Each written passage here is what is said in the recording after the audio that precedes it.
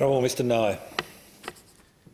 Mr President, when I attended the Church of Our Lady of the Boat People opening in Pooraka in September this year, I was reminded of the important history and connection between Vietnamese Catholics and Australians.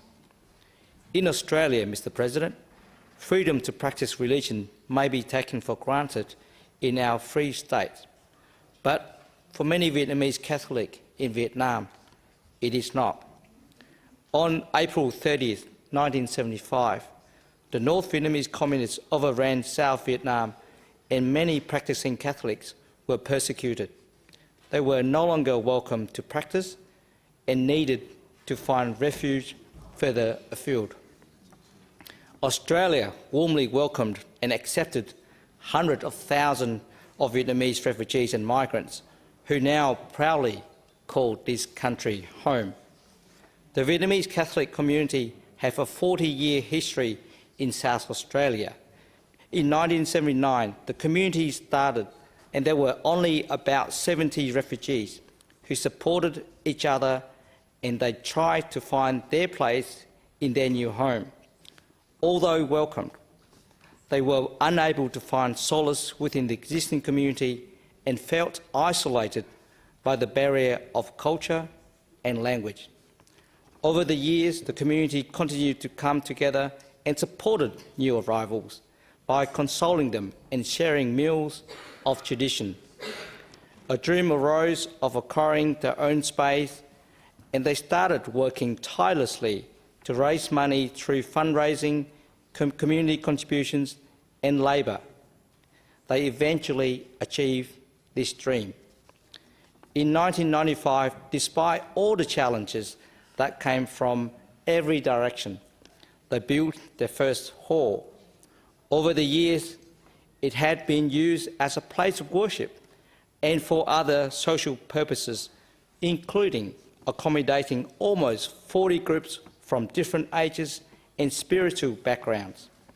Eventually, as the community continued to grow, they began to outgrow their hall and the original dream of having a proper and separate space of worship and other space for social, cultural and religious activities had been rekindled. A dream to convert the first hall into a church and, alongside it, build a second multi-purpose community hall. Once again, the community worked hard and raised money until 5 years ago the new church and hall development began. Today, the new $6 million St. Joseph's Hall and the reborn Church of Our Lady of the Boat People is complete, and it seats 1,200 people. The name, the Church of Our Lady of the Boat People, honours the Virgin Mary. She is their protector and patron, keeping them safe on their dangerous journey in the sea. The church features architectural waves at the entrance, reminding the community of the journey Vietnamese refugees made to arrive in Australia.